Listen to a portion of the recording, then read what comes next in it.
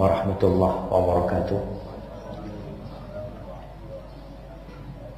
Alhamdulillah, segala puji bagi Allah, wassalatu wassalamu ala Rasulillah wa ala alihi wa ashabihi wa man walah, dan salat serta salam semoga senantiasa tercurahkan untuk Rasulullah, untuk keluarga beliau, untuk para sahabat beliau dan orang-orang yang meniti jalan beliau. Amma ba'd, habibati fillah, kita sampai ke panggilan Allah yang ke-30 di surah Al-Maidah ayat 6. Allah memanggil kita, menjelaskan kepada kita tentang bagaimana tata cara kita sholat yang harus dimulai dengan berwudu, bersuci. Allah mengatakan, ya ayyuhalladzina amanu idza qumtum ila shalah faghsilu wujuhakum wa aydiyakum ilal marafiq. Kata Allah, wahai orang-orang yang beriman. Jadi tak henti-hentinya Allah memanggil kita dengan sifat iman yang ada pada diri kita, agar kita sadar bahwa keimanan itu menuntut kita untuk melaksanakan perintah Allah. Kalau kita beriman, kata Allah, idza qumtum ila shalah, kalau kalian berdiri hendak melaksanakan sholat, apa yang harus dilakukan? Langsung sholat, Allahu Akbar menghadap kiblat? Tidak. Faghsilu wujuhakum, maka basuhlah wajah kalian. Kita tahu wajah itu batasannya adalah mulai batasan atau tempat rambut biasanya tumbuh.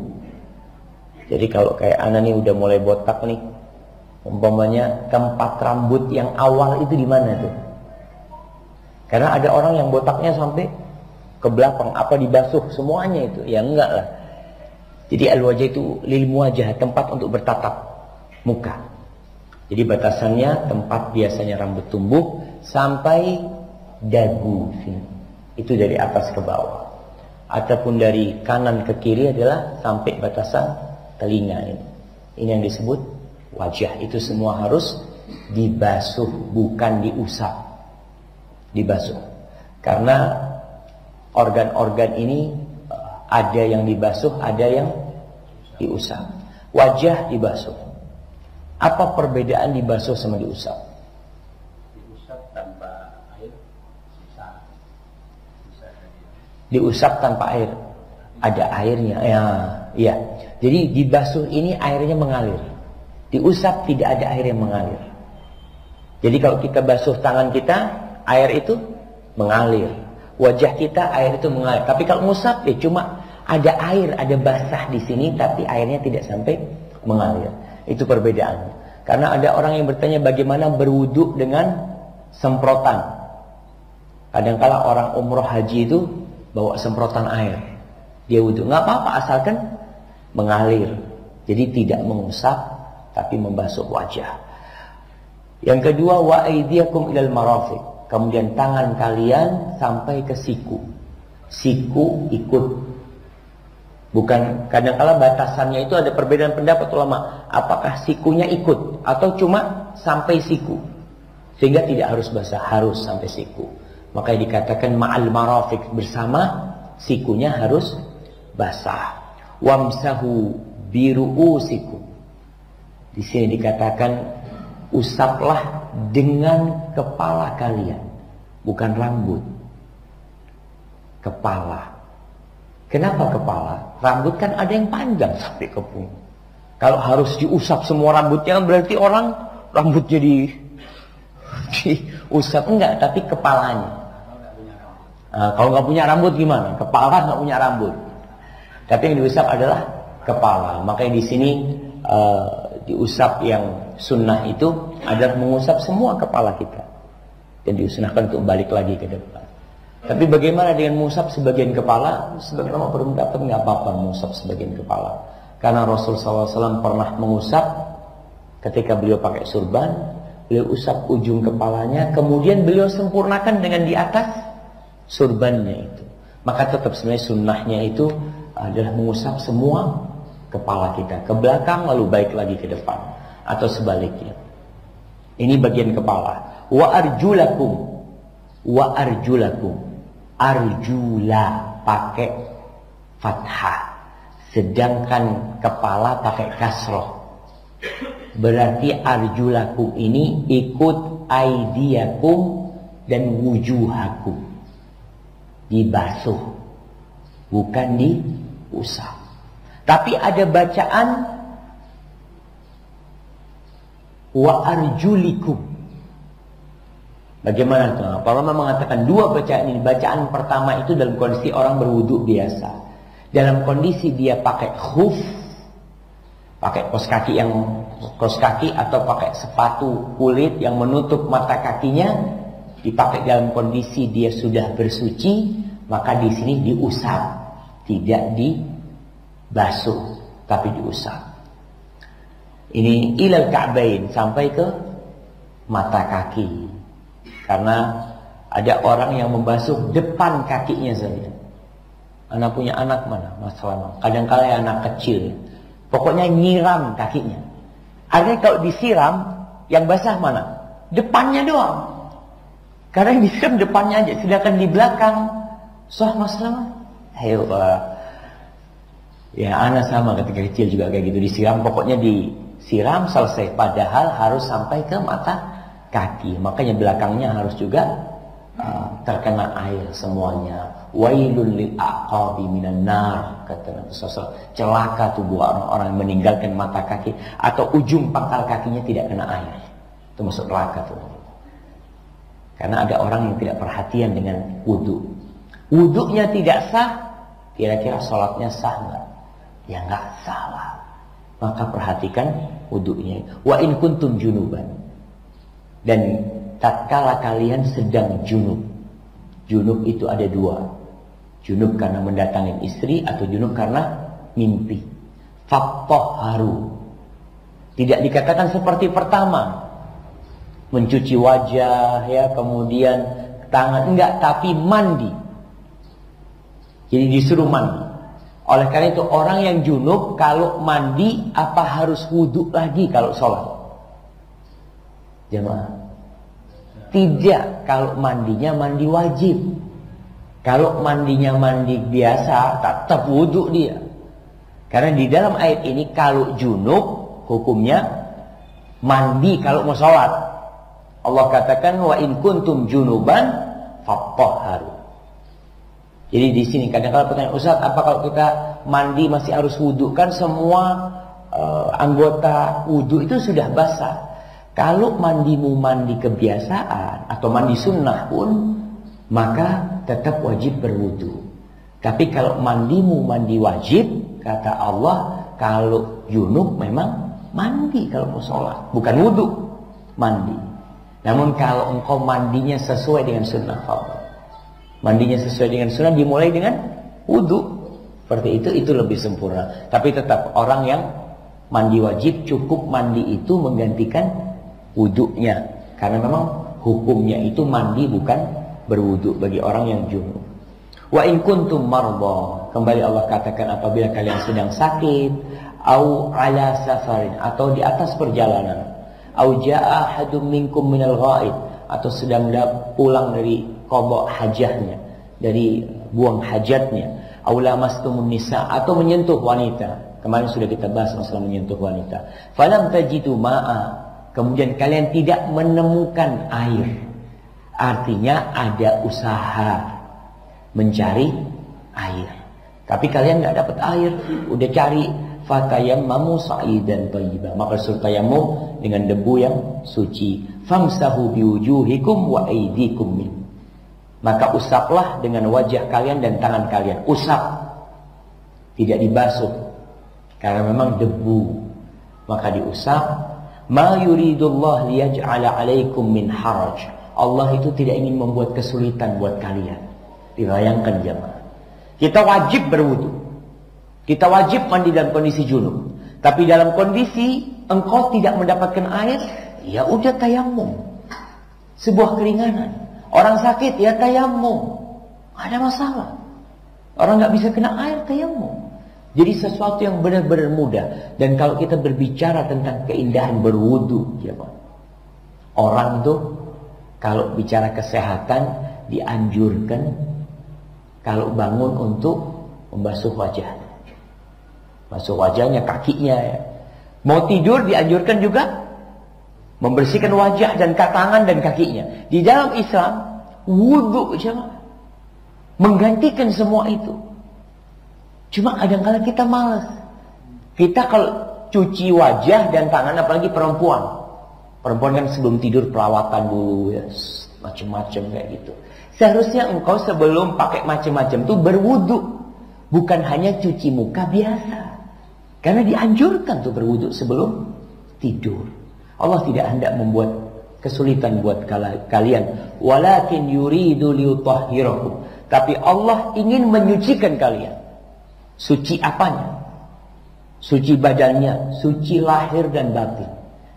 Kita tahu orang ketika membasuh wajahnya, dosanya itu rontok, dosa matanya semuanya rontok. Artinya yang dicuci wajahnya, dosa-dosa mata itu bisa hilang, terhapuskan. Ketika mencuci tangannya, membasuh tangannya, semua dosa yang dilakukan oleh tangan itu berguguran. Begitu pula ketika mencuci kakinya. Maka Allah menginginkan sejatinya, ketika engkau membersihkan tanganmu itu, yang suci bukan hanya tangan, tapi dosa-dosa itu. Jadi hatinya, tempat dosa itu kan hati. Tempat noda-noda hitam. Ketika kau cuci tangan, noda-noda hitam di dalam hati itu berguguran. Itu yang Allah inginkan sebenarnya. Waliyutimma ni'matahu alaikum. Dan Allah menyempurnakan nikmatnya kepada kalian. Kalian sudah Islam, alhamdulillah. Maka Allah ingin menyempurnakan nikmat itu dengan ajaran-ajaran, aturan-aturan yang ada. La'allakum tashkurun, agar kalian mensyukuri nikmat yang Allah berikan kepada kalian. Jadi sejatinya kita itu dianjurkan bersyukur dengan mudahnya syariat Allah ini. Yang ke 31. Ini hampir sama dengan yang kita bahas tadi pagi, tentang wajibnya adil dalam hukum dan menjadi saksi dan meninggalkan kezaliman. Walaupun kita benci dengan orang terdakwah itu umpamanya atau musuh kita, dan Allah perintahkan kita bertakwa. Di surah Al-Maidah. Oke, kita sudah ke Al-Maidah ya, Al-Maidah yang kedua nih. Nanti kita ketemu Al-Maidah 51. Ini Al-Maidah ayat 8. Allah mengatakan, ya ayyuhalladzina amanu, wahai orang-orang yang beriman, kunu qawwamina lillah syuhada bil qist. Udah kita bahas tuh. Wahai orang yang beriman, bangkitlah kalian, jadilah kalian orang-orang yang menegakkan untuk Allah keadilan itu. Ketika bersaksi, ketika berhukum, maka tegakkan keadilan itu. Dan niatnya bukan cari muka, niatnya bukan cari popularitas, niatnya lillah. Kunu qawwamina lillah. Tuh, lillah itu harus ada dalam semua tingkah laku kita. Wala yajrimannakum syana'anu qaumin ala alla ta'dilu. Jangan sampai kebencian kalian kepada satu kaum membawa kalian untuk tidak berbuat adil. Biasa tuh kalau kita tidak suka sama fulan, kadangkala di perusahaan, di instansi, saingan itu ada. Kadangkala fulan ini mau di apa istilahnya, diorbitkan atau di apa istilahnya kalau mau naik pangkat, dipromosikan. Mulai itu kita tuh fulan ini kayak gini. Jangan. Kan biasanya ada pertanyaan ketika mau dipromosikan fulan, itu ada tanya, gimana menurut engkau fulan? Gimana menurut engkau fulan? Kita tuh harus berbuat adil, memberikan saksi. Fulan rasa jangan, fulan ini nggak benar. Oke. Engkau pokoknya adil dalam memberikan kesaksian. Bukan karena kebencianmu kepada fulan akhirnya engkau menzalimi fulan. Jangan sampai. Allah katakan i'dilu, kalian tetap berlaku adil. Huwa aqrabu littaqwa, itu lebih dekat kepada ketakwaan. Karena kembali tujuan Ramadan la'allakum tattaqun, dan engkau ketika berbuat adil itu lebih dekat kepada ketakwaan. Wattaqullah, dan bertakwalah kalian kepada Allah. Artinya orang itu ketika jalan diminta keterangan, diminta penjelasan dari dia, kesaksian dari dia, mungkin tidak ada yang tahu, hanya dia sama tuh orang. Maka hati-hati, kau harus bertakwa kepada Allah. Innallaha khabirun bima ta'malun. Sesungguhnya Allah itu maha mengetahui secara detail ya. Khabir ini, waduh, tahu banget semuanya. dengan apa yang kalian lakukan. Tapi yang ke-32, perintah Allah berikan kepada kita mengingat nikmat dan mensyukurinya dan bertakwa kepada Allah serta bertawakal kepadanya. Di surat Al-Maidah ayat 11 Allah mengatakan, ya ayyuhalladzina amanu, wahai orang-orang yang beriman, uzkuru nikmatallah alaikum, ingatlah kalian kepada nikmat Allah kepada kalian. Jadi secara umum banyak nikmat Allah. Kita itu lebih sering mengingat musibah yang turun daripada nikmat. Selalu kalau kena musibah itu cerita ke fulan, curhat ke fulan, ngomong ke sana ke sini. Ketika dapat nikmat malah dia diem doang. Padahal syariatnya kalau dapat nikmat itu, wa amma bi ni'mati rabbika fahaddits. Ini yang seharusnya kau ingat-ingat terus, kau ceritakan, kau publikasikan. Maka Allah perintahkan kepada orang-orang yang beriman, kalian ingat dengan nikmat yang Allah berikan kepada kalian. Di antara nikmat itu, idhamma qaumun an yabsutu ilaikum aydiyahum fakaffa aydiyahum ankum. Allah ingat ceritakan ketika ada orang-orang yang mau menyerang kalian, akhirnya Allah gagalkan serangan mereka. Jadi kemenangan itu nikmat. Gagalnya serangan musuh kepada kita itu juga nikmat. Memang kita kan tidak dapat harta rampasan perang. Tapi gagalnya mereka menyerang itu juga nikmat. Dan Syekh Abu Bakar Jazairi menyebutkan beberapa peristiwa di mana ada nikmat Allah, Allah menggagalkan serangan musuh kepada umat Islam dan kepada Rasul sallallahu alaihi wasallam. Seperti seorang Badui yang hendak membunuh Nabi alaihi wasallam dengan pedangnya, lalu nggak jadi, itu nikmat. Ketika Nabi alaihi wasallam ke Banu Nadir, mereka minta bantuan dari mereka karena ada kesepakatan antara Yahudi dan Muslimin kalau ada masalah ditanggung bersama.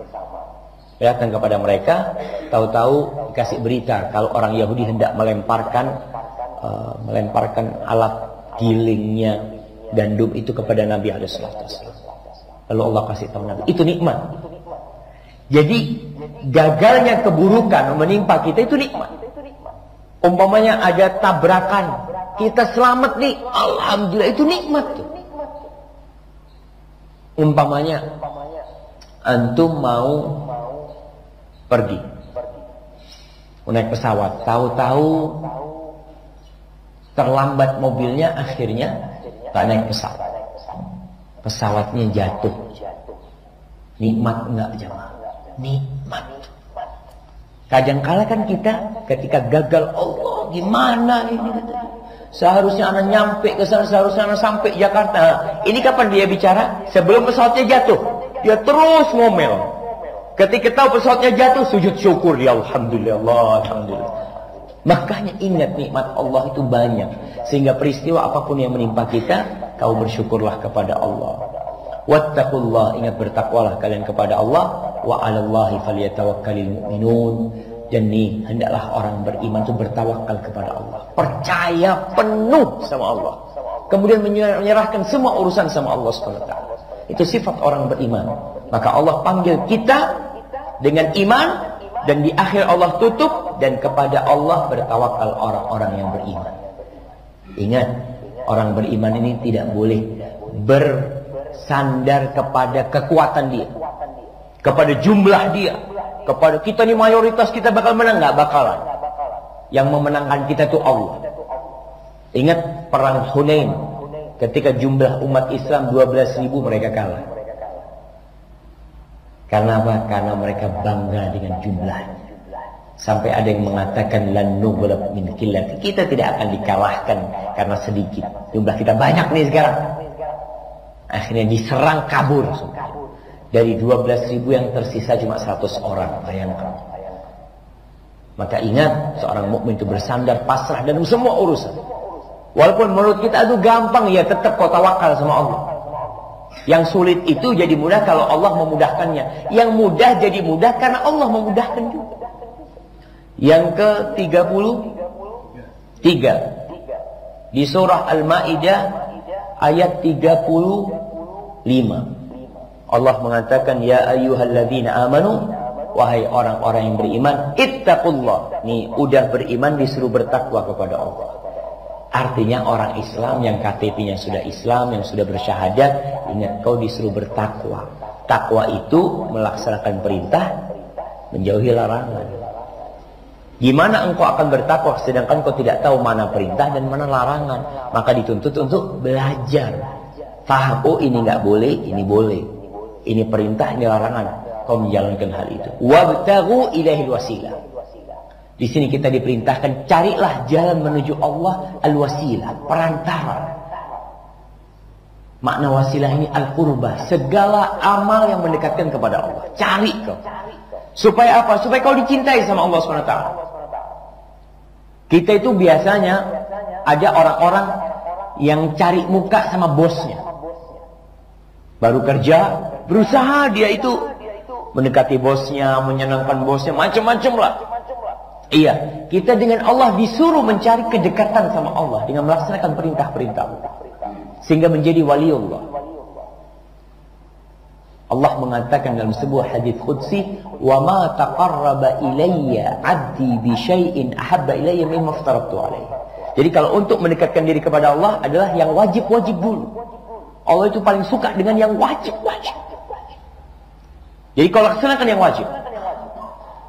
Kemudian Allah katakan, "Wa ma yazalu 'abdi yataqarrabu ilayya bin nawafil hatta uhibbah." Dan hambaku ini terus mendekatkan dirinya kepadaku dengan yang sunnah-sunnah sampai aku jatuh cinta sama dia, aku cinta sama dia. Hatta uhibbah. Kalau sudah Allah cinta, selesai sudah. Enggak ada lagi yang susah buat kita. Antum aja punya kenalan Kapolres. Allahu Akbar. Ditilang. Siapa nama bapak? Nih KTP-nya. Oh, siapa yang kata dia? Karena antum punya kedekatan dengan Kapolres, apalagi punya kedekatan sama Kapolda, sama Kapolri, apalagi sama Presiden. Antum kalau udah dekat sama Presiden, ada urusan apa-apa, jalan, ini orang dekatnya Presiden. Itu kita rasakan kemudahan itu. Bagaimana kalau antum dekat sama Rabbul Alamin? Sama pencipta langit dan bumi. Kapolres mati, Kapolda mati, Kapolri mati, Presiden mati, tapi Allah hayyun la yamut. Allah hidup dan tidak mati. Yang terjadi itu kehendak Allah, bukan kehendak kita. Maka kita diperintahkan untuk mencari kedekatan sama Allah. Karena terus terang banyak umat Islam, udahlah jangan terlalu ekstrim beragama. Lihat orang sholat ke masjid. Oh. Kenapa sholat ke masjid? Kok bisa kenapa sholat ke masjid? Yang perlu kau tanya, kenapa kau alun-alun umpamanya? Apakah ada orang tua yang tanya sama anaknya, "Nak, kau ada apa ke alun-alun?" Bapaknya kan udah tahu anaknya mau main apa. "Pak, alun-alun, Pak, ke masjid." "Ke masjid? Nah biasanya kau ke masjid." Jadi sesuatu yang aneh gitu jamaah kadang-kadang. Sampai ada omongan yang mungkin tidak benar juga omongan itu. Kalau orang berjenggot, anak muda berjenggot, lalu rajin ke masjid, hati-hati. Kayaknya dia teroris. Tapi kalau anak muda pakai jenggot, rambutnya ngepang, masuk ke bar, oh biasa. Ini anak muda. Kadang-kadang seperti itu. Padahal kita diperintahkan untuk mencari kedekatan dengan melaksanakan perintah dan yang sunnah-sunnah. Soalnya kalau semuanya wajib, kita bicara nih, sholat berjamaah 5 waktu, semuanya sama, sholat. Yang membuat perbedaan adalah tambahan ibadah itu. Fulan nambah sholat sunnah. Oh, berarti dia hendak mendekatkan diri kepada Allah dengan yang sunnah-sunnah. Kemudian wajahidu fi sabili. Dan kita diperintahkan untuk berjihad. Karena jihad ini adalah zirwatu sanamil Islam. Kalau bicara amal ketaatan kepada Allah, puncaknya itu adalah jihad fi sabilillah.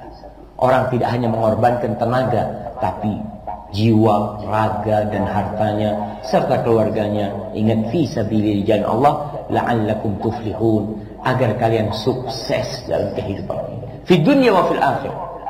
Jadi sukses yang sebenarnya ketika kita bertakwa kepada Allah SWT. Dan kembali Ramadan adalah madrasah takwa. Allah hendak menjadikan kita orang-orang yang sukses dalam kehidupan. Yang ke-34. Kayaknya nggak perlu kita bahas. Al-Maidah 51 udah sering dibahas. Allah mengatakan, ya ayyuhalladzina amanu, wahai orang-orang yang beriman, la tattakhidul yahuda wan nasara awliya ba'dhum awliya'u ba'dhin wa man yatawallahum minkum fa innahu minhum innallaha la yahdil qaumadh dhalimin. Allah katakan, wahai orang-orang yang beriman, jangan kalian jadikan orang-orang Yahudi dan orang-orang Nasrani awliya, kekasih-kekasih kalian, teman-teman dekat kalian, pelindung-pelindung kalian, pemimpin-pemimpin kalian. Mereka itu sebagian adalah teman buat sebagian lain. Sebagian mereka penolong buat sebagian lain. Jadi al-kufru millatun wahidah. Kekufuran itu satu ajaran sebenarnya. Jadi mereka akan saling mendukung. Kalau terjadi umpamanya mereka perbedaan, ya kadang-kala politik juga. Tapi sejatinya mereka itu sebagian adalah pendukung buat sebagian lainnya. Barang siapa yang menjadikan mereka wali dari kalian. Kalau ada orang Islam menjadikan mereka wali, orang-orang Yahudi dan Nasrani jadi kekasih mereka, pelindung mereka, sobat mereka, cinta sama mereka, loyal kepada mereka, fa innahu minhum. Sesungguhnya itu orang yang loyal sama mereka termasuk dari mereka, termasuk dari Yahudi dan Nasrani. Ini kata Allah. Innallaha la yahdil qaumadh dhalimin. Allah tidak memberikan petunjuk kepada orang-orang yang zalim. Jadi kalau mau cari petunjuk, ya kau harus perbaiki diri. Karena sebagian orang mengatakan, Allah kayaknya anak belum dapat hidayah Ustaz. Iya, kau paling tidak berusaha. Mungkin ada kezaliman-kezaliman yang kau lakukan. Salah satunya nih, kau menjadikan orang-orang kafir sebagai pelindung. Makanya kadang-kala kita heran jemaah. Cuma itulah hidayah dari Allah. Allah tidak memberikan hidayah kepada orang-orang yang zalim. Baik, di ayat 54 ini panggilan yang 35. Jemaah nanti sholat asar Anda tidak bisa ngisi, jadi Anda tambahkan satu ini pengganti yang sholat asar nanti. Allah mengatakan di surat Al-Maidah ayat 54, ya ayyuhalladzina amanu. Setelah Allah larang menjadikan orang-orang kafir sebagai aulia, orang-orang Yahudi dan Nasrani sebagai aulia, Allah katakan, wahai orang-orang yang beriman, kalau kau beriman, may yartadda minkum an dini, barang siapa yang murtad di antara kalian, keluar dari agama, maka memberikan loyalitas kepada orang-orang kafir bisa membuat orang itu murtad. Bisa. Ketika dia malah membantu orang kafir untuk membunuh umat Islam, untuk mengalahkan umat Islam umpamanya, dalam kondisi umat Islamnya benar. Barang siapa yang murtad dari kalian, keluar dari agama Allah, Allah nggak butuh sama kalian. Fasawfa ya'tillah biqaumin, maka niscaya Allah akan mendatangkan suatu kaum yuhibbuhu, yang kaum itu mencintai, yang Allah itu mencintai mereka, mencintai kaum itu. Wa yuhibbunahum, dan mereka juga mencintai Allah. Cinta ini bukan hanya ucapan di lisan, tapi cinta ini ada pembuktian jamaah. Artinya kecintaan mereka itu, loyalitas mereka itu untuk Allah. Mereka akan berjuang, berkorban untuk Allah. Adillatin 'alal mu'minin. Mereka rendah terhadap orang-orang beriman karena cinta mereka. Mereka menghargai, menghormati orang-orang yang beriman, tawadhu kepada mereka. A'izzatin 'alal kafirin, tapi kepada orang-orang kafir tampak kehormatan mereka. Karena terus terang jamaah, ada orang Islam yang merendahkan diri kepada orang-orang kafir, nyiumi tangannya orang kafir. Kadang-kala seperti itu. Lah, sampai kita itu dilarang memanggil sayyid kepada orang kafir. Nggak boleh kita. Kalau mereka mengatakan Tuhan itu 3, lalu kita ketawa-ketawa sama mereka. Antum tahu Imam Ahmad itu kalau melihat orang Yahudi, orang Nasrani, beliau itu menundukkan pandangannya. Kenapa Imam kau melakukan itu? Aku nggak tahan ya, melihat orang yang mengatakan Allah itu punya anak. Kita tahan nggak jemaah? Kita anak mau tanya, antum kalau ada orang menfitnah ibu antum berzina, antum tahan ngelihat tuh orang? Lihat orang itu lewat tuh, ini yang bilang ibu anak zina, tahan antum mendengarkan mereka? Enggak. Maka Imam mengatakan, aku nggak tahan melihat orang yang mengatakan Allah itu punya anak, kata dia. Itu sampai seperti itu. Imam Ahmad Hanbal dalam artian dia rendah terhadap orang-orang lain, tapi dia nampakkan kejayaan mereka kepada orang-orang kafir. Yujahiduna fi sabilillah. Mereka berjihad di jalan Allah. berkorban semua di jalan Allah. Ingat jihad yang sebenarnya. Jangan dipahami jihad, kita udah bahas tuh, membunuh orang kafir yang ada perjanjian sama umat Islam nggak akan mencium bau surga. Jadi babnya jihad ada syaratnya, ada rukunnya, ada ketentuannya. Orang-orang ini berjihad di jalan Allah. Wala yakhafuna laumata laim.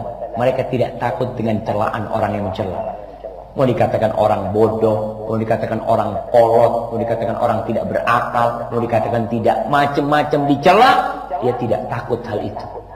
Karena dia bersama Allah. Apa kata? Dzalika fadlullah yu'tihi man yasha. Itu tuh kemuliaan dari Allah yang Allah karuniakan kepada siapa yang Allah kehendaki. Artinya karunia Allah itu bukan kekayaan sebenarnya. Itu juga karunia Allah. Tapi karunia yang lebih dahsyat adalah iman. Ketika kita dapat hidayah, itu karunia Allah. Yang Allah berikan kepada siapa yang Allah kehendaki. Wallahu wasi'un alim. Dan Allah itu maha luas rahmatnya, maha luas cintanya. Dan dia maha mengetahui. Dia tahu siapa yang pantas mendapatkan rahmatnya, siapa yang pantas mendapatkan anugerahnya. Maka kita tetap harus berusaha. Ini bersambung nih ya ayyuhalladzina amanu yang 89 ini satu kesatuan yang tidak boleh dipisahkan ya. Karena itu semua panggilan buat kita. Antum kalau ada aturan di sebuah kantor, antum boleh milih. Oh, ada 10 aturan, kayaknya anda mau milih satu aja. Nggak ada tuh, aturan berlaku untuk semua. Dan kita mendekatkan diri kepada Allah tadi dengan hal-hal yang Allah cintai. Kemudian kita dipilih sama Allah, dicintai oleh Allah di sini, menjadi orang-orang yang berjihad di jalan Allah Subhanahu wa taala, berjuang untuk kejayaan agama Allah. Dan kita sebagai orang Indonesia, kita juga diperintahkan untuk menjaga negeri kita dari segala mara bahaya. Apa aja mara bahaya itu, baik mau bilang komunis, mau orang-orang asing yang menguasai negeri kita, kita tetap mempertahankan negeri kita, berjuang untuk negeri kita. Tapi ingat, tujuan kita bukan apa-apa kecuali cinta Allah untuk kita. Wallahu a'lam bishawab. Itu yang bisa kita kaji pada kesempatan kali ini. Ana mohon maaf karena ana ada kajian di Telkomsel sekarang ya. Kemudian habis asar ada di Maisam. Jadi habis asar nanti ana mungkin tidak bisa datang. Besok insya Allah mungkin kita tambah. Kita sudah yang keberapa? 35. Insya Allah mudah-mudahan kita bisa menyelesaikan jamaah. Kita akan cepat aja penjelasannya, ringkas-ringkas sehingga selesai dari 89 panggilan-panggilan Ar-Rahman kepada orang-orang yang beriman. Subhanakallahumma bihamdika asyhadu an la ilaha illa anta astaghfiruka wa atubu ilaik. Assalamualaikum warahmatullahi wabarakatuh.